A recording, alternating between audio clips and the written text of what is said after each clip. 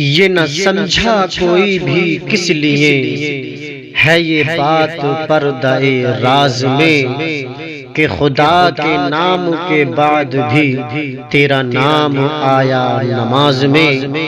تیرے نام ہی سے ہے زندگی، تیرے بعد ہے میری بندگی، تجھے سجدہ کرتا ہوں اس لیے کہ تو جلوہ گر ہے نماز میں۔ ناظرین السلام علیکم ورحمۃ اللہ وبرکاتہ۔ ناظرین آج کے چند اہم مسائل آپ کی پیش خدمت ہیں۔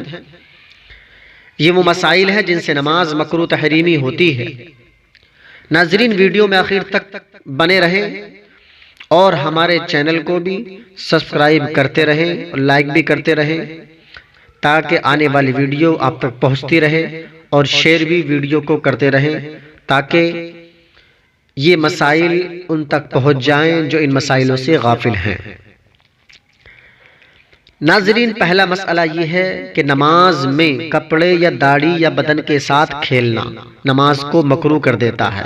عمومی طور پر دیکھا جاتا ہے لوگ نماز میں ہیں اور بار بار اپنی داڑھی میں ہاتھ ڈالتے ہیں یا کپڑوں سے کھیلنا شروع کر دیتے ہیں۔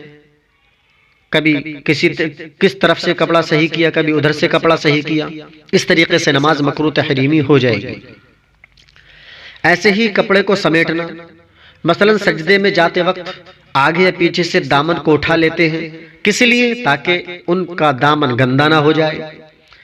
تو ناظرین دامن تو بچ جائے گا لیکن نماز نہیں بچ پائے گی، اس چیز کا دھیان رکھیں۔ نماز آپ کی مکروہ تحریمی ہو جائے گی اگر آپ نے دامن کو آگے یا پیچھے سے اٹھایا۔ دوسرا مسئلہ رومال یا شال یا چادر کا ہے۔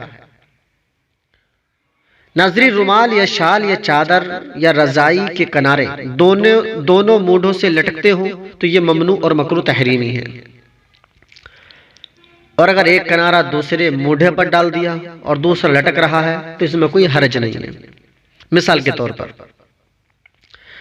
آپ نے رومال گلے میں ڈالا اور دونوں کے دونوں جو رومال کے کنارے ہیں وہ لٹک رہے ہیں آپ کی پیٹ کی جانب، تو آپ کی نماز مکروہ تحریمی ہوگی۔ لیکن آپ نے اگر رومال کے ایک حصے کو گھما کر کاندھے پر ڈال لیا اور ایک رومال کا حصہ آگے لٹک گیا اب اور دوسرا والا پیچھے پیٹ کی طرف پہنچ گیا تو اس میں کوئی حرج نہیں ہے۔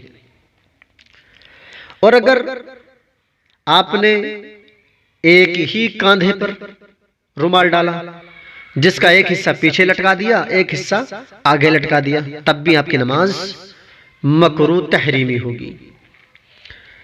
ایسے ہی ناظرین چادر اور شال اوڑھنے کا مسئلہ ہے۔ جب آپ چادر یا شال اوڑھ کر نماز پڑھ رہے ہیں تو آپ چادر یا شال کو ایسا نہ لپیٹیں کہ جس سے آپ کے ہاتھ بھی نظر نہ آئے۔ جب آپ نماز ادا کریں تو اپنی چادر کو ایک طرف سے کاندھے کی طرف اٹھا لیں، کاندھے پر رکھ دیں اٹھا کے، اور بہتر ہے دونوں طرف سے اٹھا لیں، اور اس سے بھی بہتر ہے کہ آپ چادر کو اتار کر رکھ دیں 5 منٹ کے لیے تاکہ آپ کی نماز درست ہو جائے۔ 5 منٹ کے بعد نماز ہو جائے گی، 5-6 منٹ کے بعد اس کے بعد میں آپ چادر کو اوڑھ لینا اگر زیادہ سخت ٹھنڈ نہیں پڑ رہی ہے تو۔ ناظرین تیسرا مسئلہ ہے آستین کا۔ کوئی آستین آدھی کلائی سے زیادہ چڑھی ہوئی ہے، اب چاہے پہلے سے چڑھائی ہو یا نماز میں چڑھائی ہو تو نماز مکروہ تحریمی ہو جائے گی۔ یہ دیکھا بھی جاتا ہے کہ جب وضو کرنے کے بعد لوگوں کی آستین چڑھی ہوئی ہوتی ہے تو لوگ نماز کی طرف دوڑتے ہیں تاکہ مجھے وہ رکعت مل جائے، اور آستین ان کی چڑھی ہوئی ہوتی ہے۔ تو اس حالت میں اگر آپ نے نماز ادا کی تو آپ کی نماز مکروہ تحریمی ہوگی۔ اسی لیے جو آستین آپ کی چڑھی ہوئی ہے اس کو پہلے صحیح طریقے سے نیچے کر لیں، اس کے بعد نماز میں شامل ہوں۔ اس وقت آپ کی ایک ہی رکعت تو چھوٹے گی، لیکن اگر آپ ایسے ہی شامل ہو گئے آستین کو چڑھا کر نماز کے اندر تو آپ کی بالکل نماز ہی نہیں ہوگی، پھر تو آپ کی نماز ہی مکروہ ہو جائے گی۔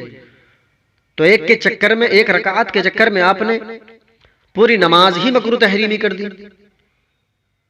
یا تو نماز پڑھنے کے لیے وقت سے پہلے مسجد میں آئیے۔ تو اس لیے اس مسئلے کا دھیان رکھیں، وضو کرنے کے بعد اپنی آستین کو نیچے کر لیں اچھے طریقے سے۔ اگر ایک رکعت چھوٹ رہی ہے تو جانے دے، دوڑنے کی ضرورت نہیں ہے۔